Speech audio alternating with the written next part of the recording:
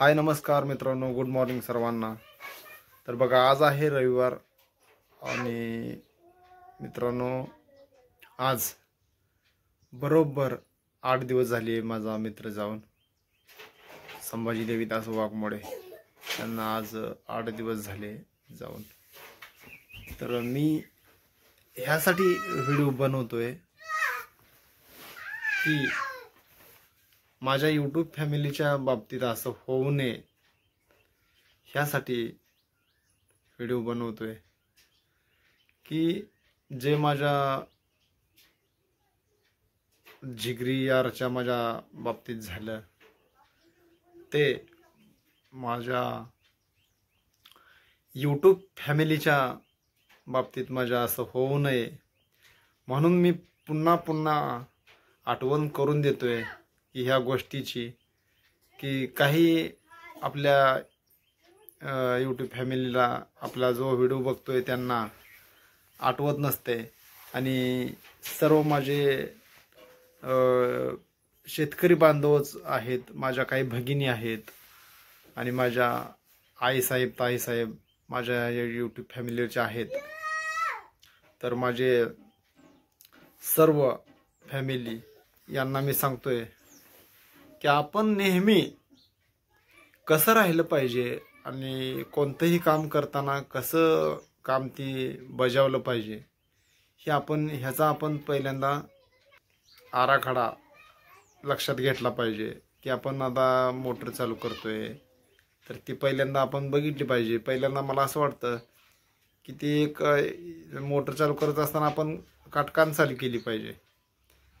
म्हणजे आता आपण काटूक म्हणजे काय की एखाद्या झाडाचं वाळलं आपण तिथं एक फांदी छोटीशी आपल्या अंगठ्याच्या मापाची आपण ती बनवली पाहिजे आणि तेच वाळवून आपण तिथं जर असं चालू करायला वगैरे घेतले तर ते अतिउत्तम।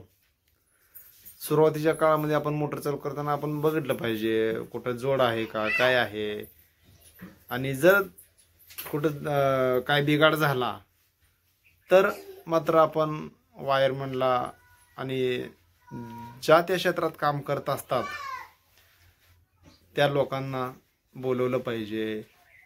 आपण स्वतः अतिशहाणपणा न करता ती बोलवलं पाहिजे। तर हेच मला सांगायचं होतं, बाकी काही नाही मित्रांनो।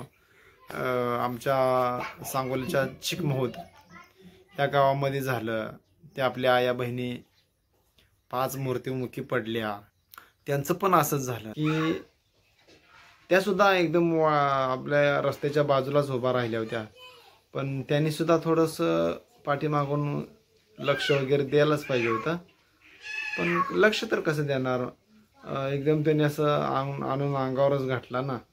त्याच्यामुळं किंवा सर्व महिलांनी बघितलंच पाहिजे आजूबाजूला आपल्या किती अंतरावरून येतोय पण किंवा किती ह्याच्यावरून येतोय, तर हे सुद्धा बघितलं पाहिजे असं मला वाटतं।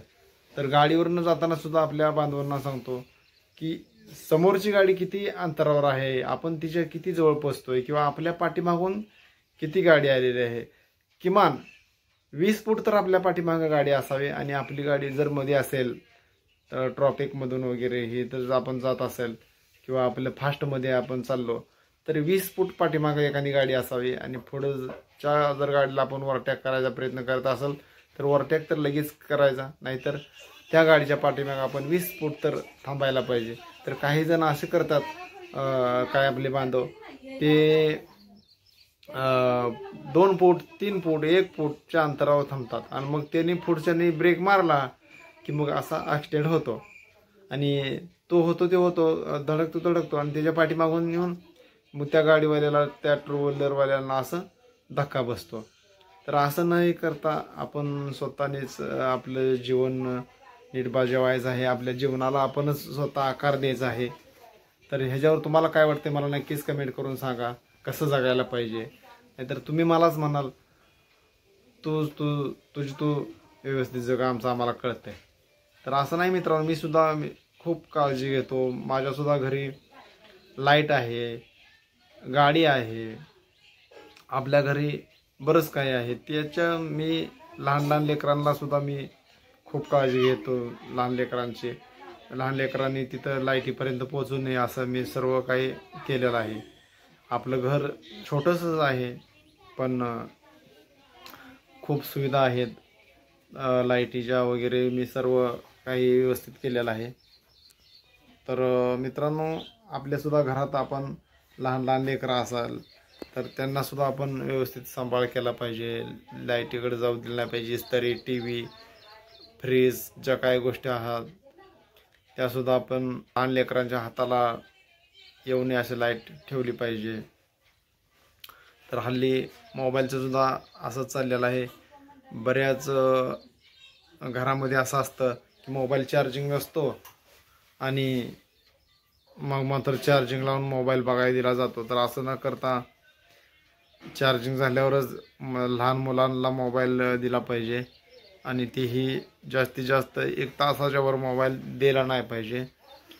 तर तुम्हाला सांगतो, ह्या जर गोष्टी पाळल्या तर आपल्या जीवनात आपण यशस्वी होऊ शकतोय.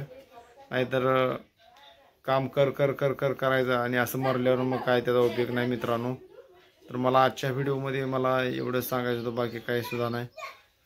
तर ह्याच्या पाठीमागचे जे व्हिडिओ आहेत ते आपले संपूर्ण तुम्ही बघा कसे आहेत आपले, आणि आपल्याला तुमचा फुल सपोर्ट आहे, त्याच्याबद्दल काहीच वाद नाही. आणि तुम्ही जेवढं की माझ्यावर प्रेम करता त्याच्याबद्दल खूप खूप धन्यवाद मित्रांनो. आपल्या रील्स तुम्ही पाहता, आपले लॉंग व्हिडिओ तुम्ही पाहता आणि हा जो व्हिडिओसुद्धा पाहताय ते खूप छान प्रतिसाद आहे. तर पुन्हा एकदा माझ्याकडून आणि माझ्या यूट्यूब फॅमिलीकडून त्या 5 आया बहिणींना भावपूर्ण श्रद्धांजली. आणि जो की माझा मित्र संभाजी वाघमोडे त्यालासुद्धा भावपूर्ण श्रद्धांजली. यांच्या आत्म्यास शांती लाभो हीच ईश्वरचरणी प्रार्थना. मित्रांनो, आजच्या व्हिडिओमध्ये मला एवढंच सांगायचं होतं. काळजी घ्या. चला, बाय बाय.